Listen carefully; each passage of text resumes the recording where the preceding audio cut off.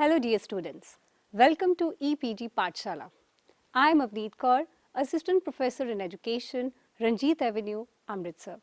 Today we will discuss about the topic Multi-Level Educational Administration, Management and Governance.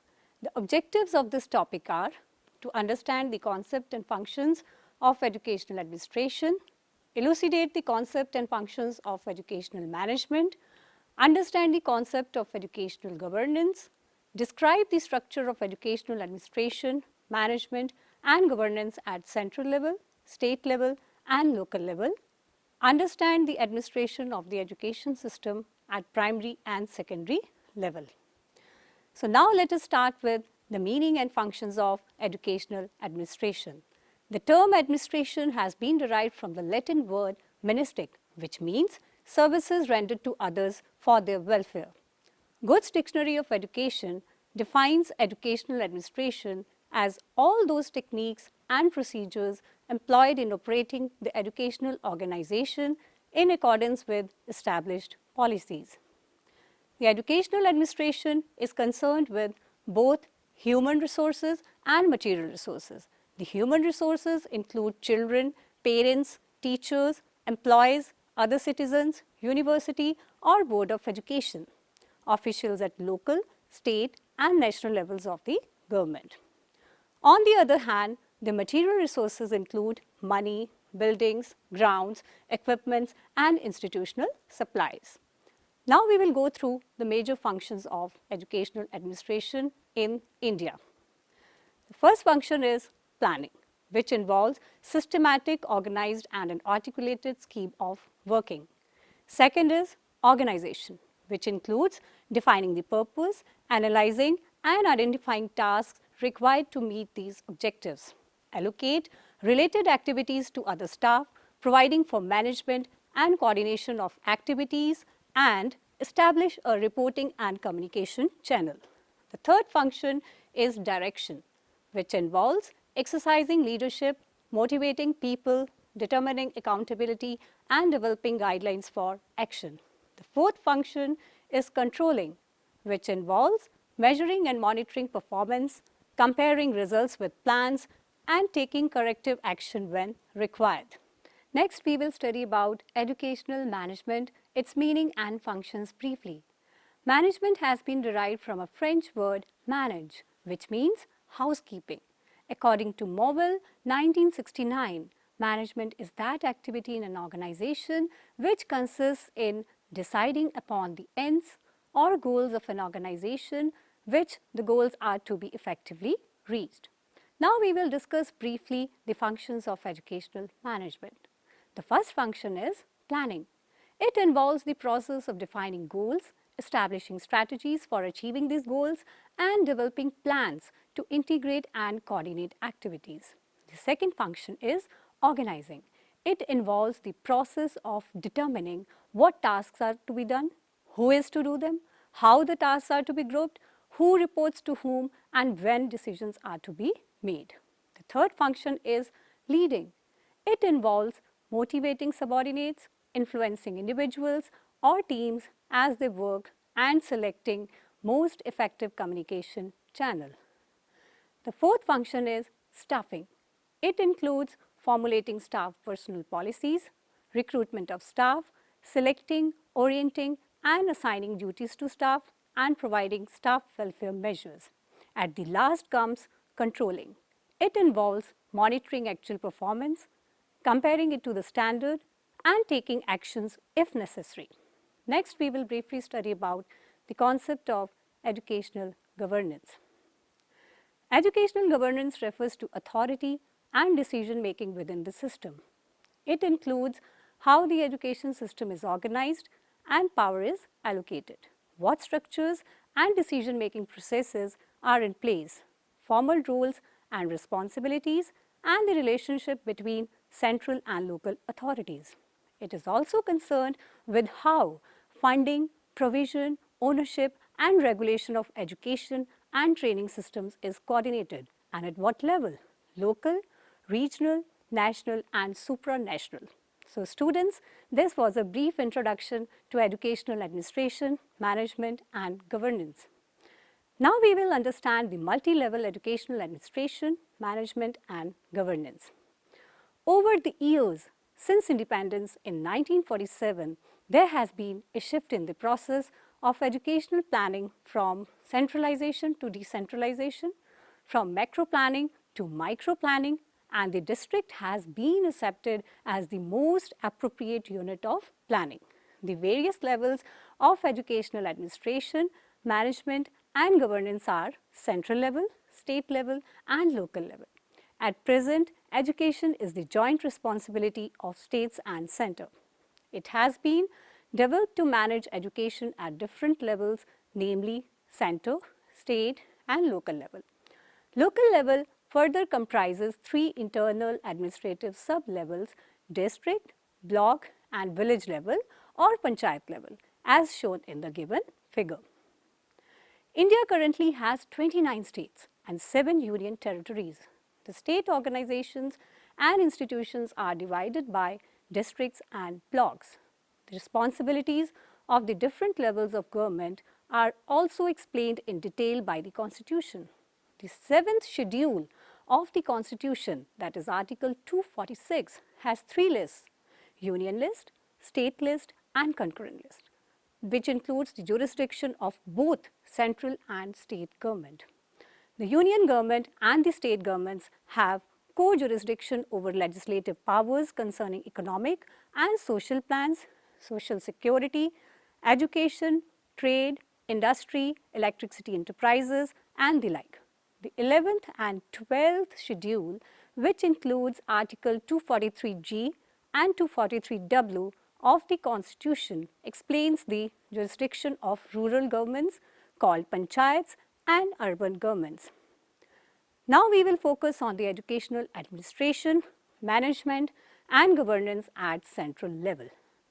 Ministry of Human Resource Development, which is also known as MHRD, is the main governing agency of Government of India at central level. It was renamed from Ministry of Education in 1985. It is responsible for all matters pertaining to education, including overall planning of programs and providing guidance for their implementation. This ministry is responsible for educational development of the country. The ministry has 2 departments, namely Department of School Education and Literacy and Department of Higher Education. As shown in the figure, the Department of School Education includes elementary education, secondary education and adult education. Next, the Literacy and Department of Higher Education includes university and higher education, technical education, book promotion and copyright, scholarships, languages and minority education.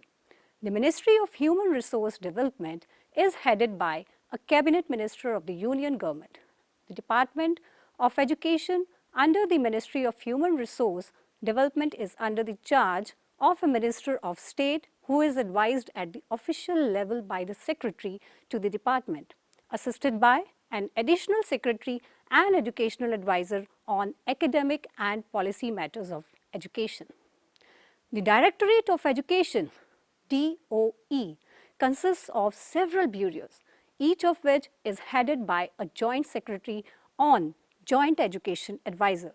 These officials are assisted by directors, deputy secretaries or deputy education advisors, who are divisional heads. In terms, they are further assisted by under-secretaries or assistant educational advisors, who have 1 or more subdivisions under them. The structure of educational administration at central level is shown in the given figure. At the top, we have the Education Minister. Next is the Minister of State of Education. Then comes the Deputy Minister of Education. Next is the Education Secretary. Then comes the Advisor, Deputy Advisor and Program Department. Next comes the Director, which includes the Director Project, Director Adult Education and Director Statistics and Information. Next in the hierarchy is the Joint Secretary, which includes Program Controller, Education Advisor, Deputy Secretary School Division, Deputy Secretary UNESCO Division and Assistant Educational Advisor Publication Unit. Then comes the Director Internal Finance, Next, we have a joint secretary under whom there are director administration, deputy secretary book improvement, deputy secretary Hindi section, special officer Sanskrit, and sub-education advisor, deputy secretary youth services. Next is the joint educational advisor under whom there comes a sub-advisor higher education, a deputy secretary foreign scholarships, and a sub-advisor union territories. Last in these levels comes the educational advisor technical, under whom there is a sub-advisor technical education division. Now we will discuss about the role of central government in educational financing. Since independence, the central government has started spending large amount of money on education. The central government gives grant-in aid to states, universities and special institutions in order to help them to discharge their educational obligations. It gives special grants to backward states in order to equalize them with other states. It finances the centrally administered areas and gives scholarships and stipends under the various scholarship schemes. The contributions of the central government and state governments have increased from time to time. Following are the important reasons for this increase. Firstly, the central government must assist the backward states for providing better educational opportunities. Secondly, the central government must assist the state in realizing the constitutional provisions for providing compulsory primary education in the age group 6 to 14 years. Thirdly, the central government has large resources for collecting finances. Fourthly, the central fund must be utilized for providing equality of opportunity. The central government assists the states for educational development in three ways. Firstly, it performs educational functions through NCERT, UGC, central universities, central school organizations, etc. Secondly, it sponsors schemes fully financed by it but implemented by the states. And thirdly, it partially finances some programs planned and implemented by the state governments. At the central level, the direction of educational policy is in the hands of Central Advisory Board of Education, CABE, which is headed by a famous educationist and educational administrator.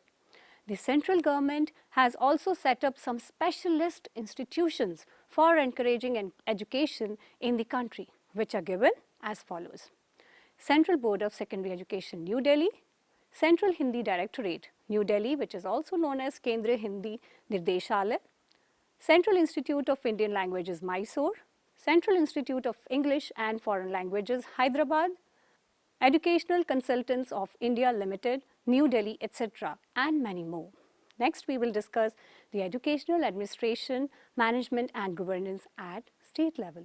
The states of India have their separate ministries for education. The Ministry for Education of a particular state consists of a cabinet minister followed by a state minister.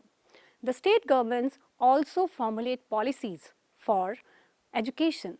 There is also provision of acts and bills in the state legislature. These are brought whenever necessary. The minister is responsible to present the bill in the state legislative assembly for receiving grants and aids. At the state level, the educational administration is structured as shown in the figure given. At the top, we have a cabinet minister or the education minister. Next follows the deputy minister of education. Next in the sequence is the educational secretary.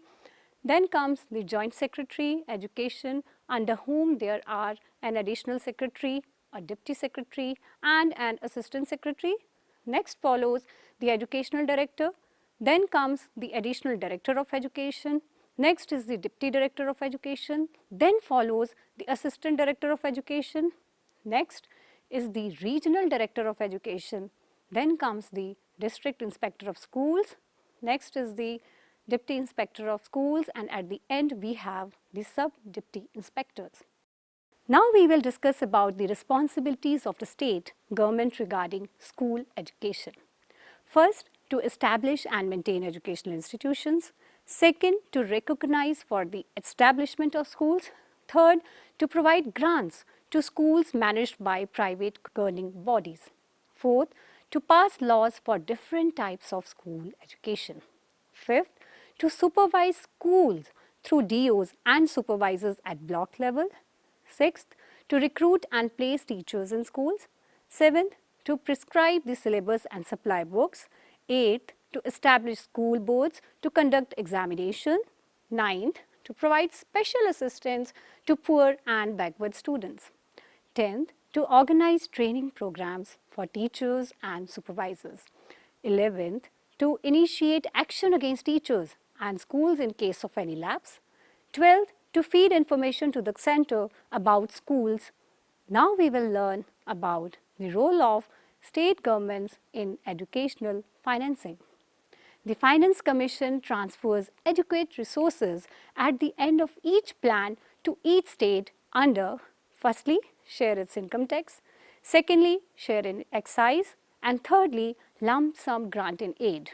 The state recognizes schools and other institutions run by private bodies in accordance with set rules and regulations. It also provides them with suitable aids and grants to run efficiently and effectively. Financial aid is also given to universities functioning in the state. Next, we will learn about the educational administration, management and governance at local level. The responsibility for governance of school education was largely given to state governments. Thus, decentralization in public governance in general and in education in particular has consisted of moving decision-making powers to structures and authorities at sub-state levels. For successful implementation of decentralization, the main issue seems to be the establishment of institutional mechanisms below the state level.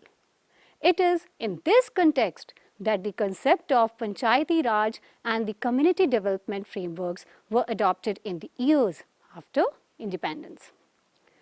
The local self-government system under Panchayati Raj is conceived to consist of three tiers of political administrative structures beginning at district level through the block level and the village level.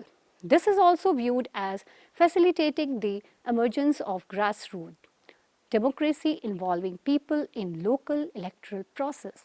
While political decentralization was to follow this framework, it was deemed appropriate to designate block level as the main unit for the development administration. Thus, a block development office was established in each block consisting of 100 to 150 villages. The district, which was the revenue division created during the British period, remained more or less intact.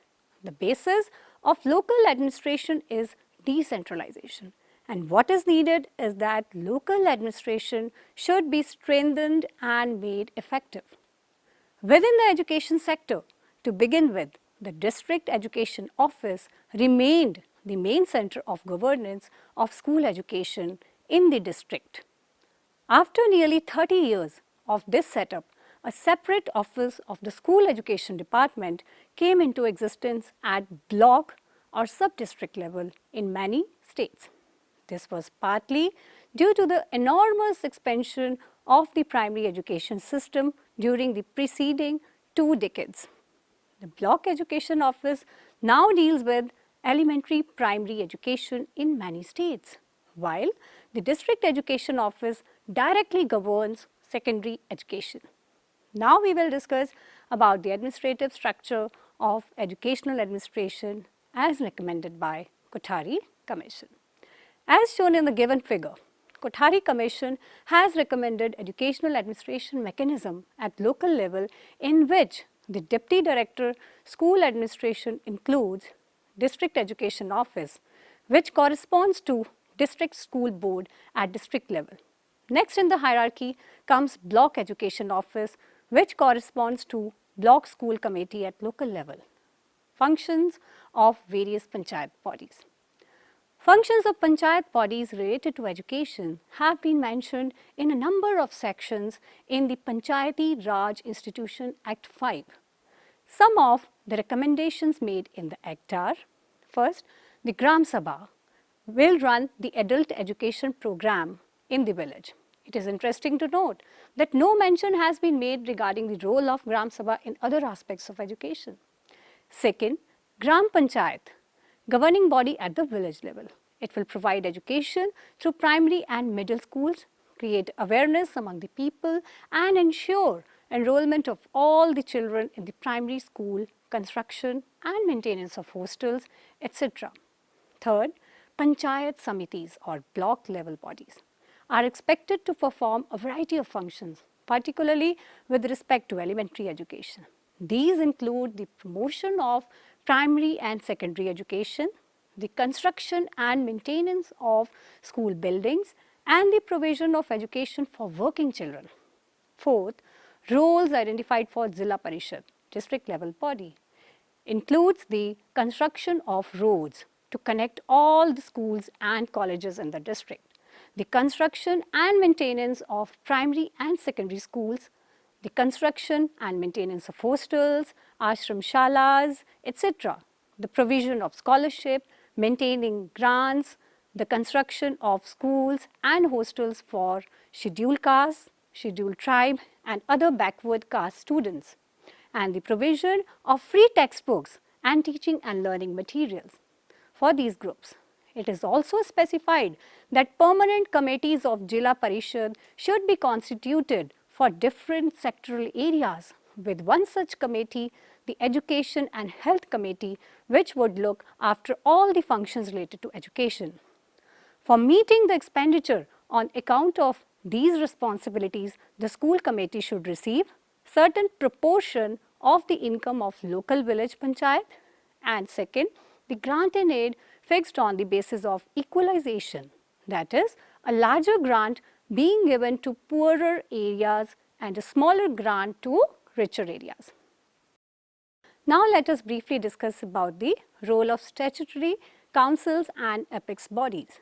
The statutory councils and apex bodies play roles in reforming the education system of the country. These councils or apex bodies are either established by the state governments or by the central government. They are responsible for recognition of courses, promotion of professional institutions, and providing grants to undergraduate and postgraduate programs and various awards. The important national councils of the country include All India Council for Technical Education, Indian Council for Agriculture Research, National Council for Teacher Education, Rehabilitation Council of India, etc. At the last, we will study about administration of the education system at primary and secondary level. Firstly, the primary education level. At the pre-primary stage, which is 0 to 6 years, there is an attempt to establish a linkage between Early Childhood Care and Education (ECCE) and other development programs, including the Integrated Child Development Scheme, for which Balwadis, Anganwadis or daycare centers and schemes are run by the government and NGOs and state governments. The principle of decentralization has been extended to the management of primary education, and village education committees have been set up in many parts of the country. These committees are responsible for the enrollment and retention of children in schools, supervise the functioning of schools, check teacher absenteeism, and mobilize additional resources for the schools. Thus, attempts have been made to elicit community participation not only in the preparation of educational plans, but also in the administration of educations, including mobilization of additional resources. District Board of Education plan and administer education at the district level. District-specific plans have been developed to increase infrastructural facilities, develop instructional material, train teachers, etc. The next level is secondary education level. At the state level, it is usually the departments of education that administer secondary education. At the national level, the Kendriya Vidyalaya Sangathan New Delhi runs the Kendriya Vidyalayas, while the Navodaya Vidyalaya Samiti New Delhi runs the Navodaya Vidyalayas, that is, schools for talented rural children. The Central Board of Secondary Education, New Delhi, functions under the overall supervision of the Department of Education. Ministry of Human Resource Development, Government of India. It deals with activities related to affiliation, academics and examination, and is known for introducing innovations and reforms at the secondary and senior secondary levels so as to bring education at par with international standards. To summarize, this module discusses about the multi-level educational administration, management and governance of school education in India, along with the brief description of its concept and functions. Education is the joint responsibility of state and the center. It has been developed to manage education at different levels, namely center, state, district, block and at the village level or Panchayat level. Ministry of Human Resource Development is the main governing agency of Government of India at central level. It is responsible for all the matters pertaining to education, including overall planning of programs and providing guidance for their implementation. The state recognizes schools and other institutions run by private bodies in accordance with set rules and regulations. It also provides them with suitable aids and grants to run efficiently and effectively. Within a state, there is generally a three-tier structure of administration, which includes the district, taluka or tehsil or block level and the village. The district has been so far the most important unit of administration. Thank you so much.